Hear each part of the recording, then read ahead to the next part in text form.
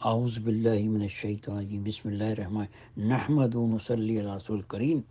نور حق ذکر حق سے پیدا ہوتا ہے، یعنی ذکر اللہ کی کثرت کے لیے ہمیں اللہ والوں سے رجوع کرنا چاہیے تاکہ ہماری زندگی میں کثرت کی وجہ سے استقامت پیدا ہو۔ تو استقامت پیدا کرنے کے لیے ہمیں ذکر اللہ کو کثرت سے کرنا ہے، اور کثرت کے لیے اللہ والوں سے یا کسی مرشد سے اس کو تجویز کرا لینا چاہیے۔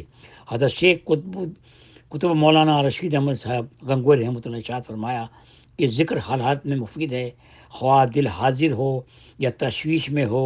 قرآن پاک اعلان کرتا ہے، ومن اعرض عن ذکری، جو میرے ذکر سے اعراض کرے گا یعنی منہ پھیرے گا، انحراف کرے گا، اس کو معیشتاً ضنکا، اس کی زندگی کو تلخ کر دوں گا۔ اعراض عن ذکر یعنی ذکر سے منہ پھیرنا دو قسم پر ہوتا ہے، یا دو قسم کی وجہ سے ہوتا ہے۔ ایک غفلت کی وجہ سے انسان اس کو چھوڑ بیٹھتا ہے، دوسرا معصیت اور گناہوں کی طرف مائل ہو جانے کی وجہ سے جو ہے غفلت کا اعراض اور ہے، غفلت کی جو ہے لاپرواہی اور ہے۔ فسق و فجور نافرمانی، یعنی فسق و فجور کا مطلب نافرمانی، بدکاری، گناہ، جرم اور معصیت کا اعراض اور ہے۔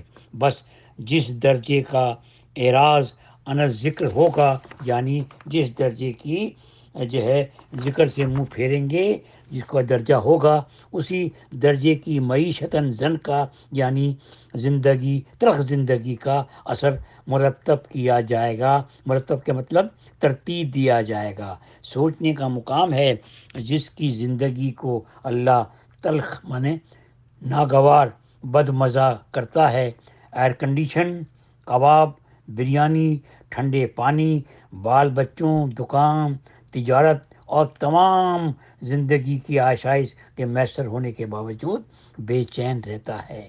سارے عالم کی شیرینی اس کے کڑوے پن کو دور نہیں کر سکتی۔ ایک مجرم کو دوسری مملکت میں سیاسی پناہ مل جاتی ہے، لیکن اللہ تعالیٰ کے نافرمانوں کو پورے عالم میں کہیں پناہ نہیں مل سکتی، کیونکہ زمین بھی اس کی، آسمان بھی اسی کا۔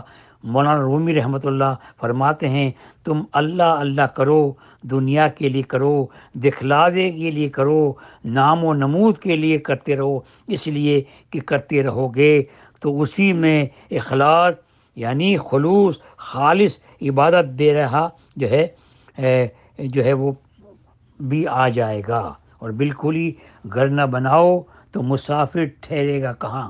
تو گھر بنا لے، ممکن ہے ذکر اللہ کا مسافر آ جائے اور اس کے اندر مقیم ہو جائے۔ تو اللہ پاک ہمیں ہمارے دلوں میں، یہ گھر بھی جو ہے، یہ دل بھی اللہ کا گھر ہے، ہمیں اللہ کو ہمیں اس بات کا سبق مل رہا ہے کہ ہمارا دل جو ہے وہ اللہ کا مسکن ہے، اللہ کے رہنے کی جگہ ہے۔ تو ہم ذکر کریں گے تو وہ جگہ پاک ہو جائے گی، تو اس میں اللہ آ کر ٹھہریں گے، اور جس کو ہم نے اللہ کو اپنے دلوں سے نکال دیا ہے دنیا کی محبت میں اور دنیا کی غفلتوں میں رہ کر، اور جو ہے ہم جو ہے اس سے دور ہوتے جا رہے ہیں۔ اللہ ہماری حفاظت فرمائے۔ لیکن اللہ تعالیٰ نے اب بھی وقت موقع ہے کہ سانس آ رہا ہے، سانس جا رہی ہے، اور ہمیں انشاءاللہ یہ موقع مل رہا ہے کہ ہم اللہ کے ذکر کی طرف آئیں، اور اللہ کے تمام احکامات کو مانتے ہوئے، ساری چیزوں کو کرتے ہوئے،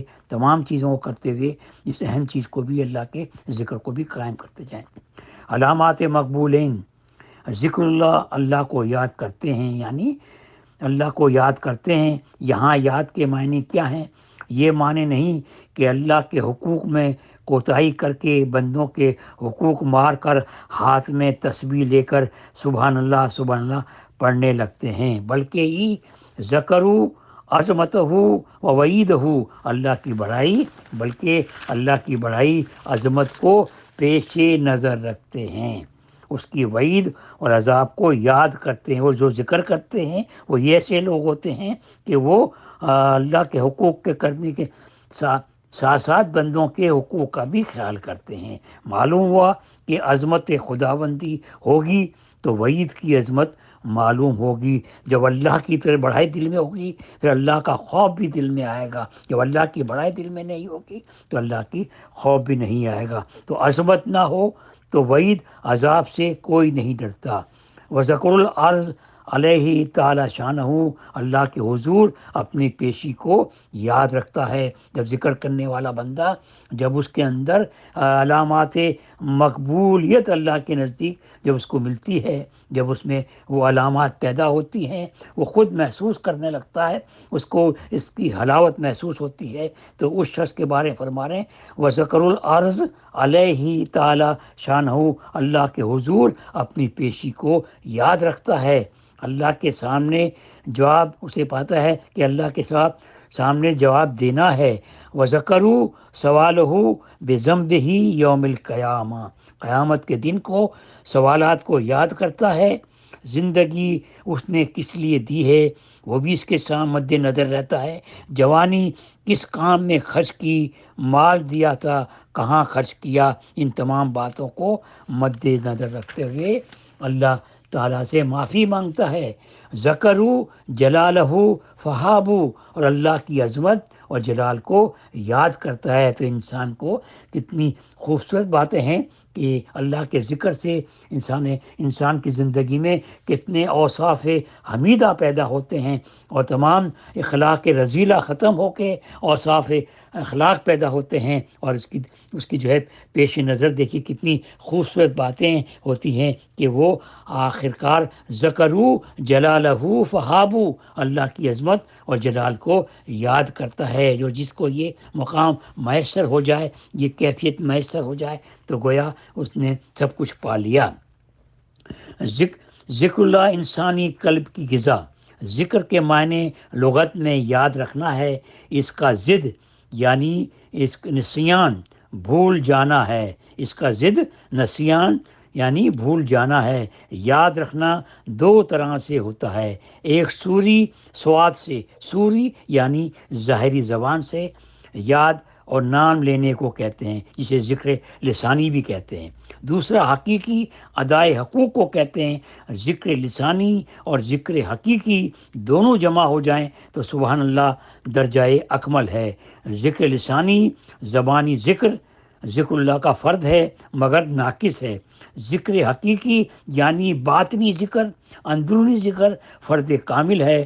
ذکر اللہ کا اصل مطلب اللہ تعالی سے پورا تعلق پیدا کرنا، اور تعلق کے معنی لگاؤ، اور لگاؤ سے مراد دل کا لگاؤ، اور دل کے لگاؤ کے معنی ہے دل اس ذات واحد کی طرف متوجہ رہے، اور دل میں اس درجے کی یاد رہے جس کو عرف عام میں دل میں بس جانا کہتے ہیں۔ ذکر قلب کی غذا ہے، ذکر میں دنیا آخرت کی تمام خبریں پوشیدہ ہیں۔ یہ شاعر کی جڑ بھی ہے اور تمام اعمال کی جڑ بھی ہے، مگر جس طرح جڑ بغیر شاخوں کے کارآمد نہیں ہو سکتی، اسی طرح محض ذکر بغیر دوسرے اعمال کے کارآمد نہیں ہو سکتی۔ تو ذکر کے ساتھ ساتھ مطلب کہنے کا یہ دوسرے تمام فرائض کو، مستحبات کو، اور تمام دوسری اللہ کے احکامات کو یاد کرتے ہوئے ہم اس کو ذکر کو قائم رکھیں گے، اور تاکہ جبھی تو تمام چیزوں کا ذکر کا حق ادا ہوگا کہ وہ تمام اعمال کو زندہ کرنے میں سب سے زیادہ مؤثر جو ہے وہ اللہ کا ذکر ہے۔ اسی لیے ذکر پر بار بار جو ہے اللہ نے جو ہے اس کو ہر جگہ قرآن پاک میں جہاں ذکر کا لفظ ہے وہاں کثیرن کا لفظ آیا ہے، تو اللہ نے ہر جگہ قرآن پاک میں کثیرن کے معنی کثرت کے ساتھ ذکر کرنا فرمایا ہے۔ تو اللہ تعالیٰ ہمیں جو ہے اس کی جو ہے فضیلت کو اور اس کی برکات کو، اس کی عظمت کو اللہ ہمارے دلوں میں جو ہے اللہ پاک اس کو پیوند فرما دے، اور اللہ تعالیٰ ہمارے دلوں میں اس ذکر کی اہمیت کو اتار دے۔ اللہ تعالیٰ مجھے بھی آپ کو بھی اس عمل کو سنتے رہیے، میں سناتا رہوں، آپ سنتے رہیے۔ اللہ تعالیٰ ہم دونوں کو آپ کو پسند آئے تو اس جو ہے اس سلسلے کو جاری رکھنے کی میری امید ہے کہ آپ انشاءاللہ اس کام میں میری مدد کریں گے، تاکہ اس کام کو میں میں بھی اور آپ بھی دونوں جو ہے ہم اس کو کرنے والے بن جائیں اور اسی کو قائم رکھیں. تو اس کو آپ سبسکرائب کریں اور میرے تاکہ دوسری ہر قسط وار آپ کو یہ سلسلہ پہنچتا رہے. اور اس کا ہم دونوں کی طرف سے اللہ تعالیٰ ہماری جو ہے چھوٹی سی قربانی کو اللہ قبول فرمانے. آخر دعوانا الحمدللہ رب العالمین. السلام علیکم ورحمۃ اللہ وبرکاتہ.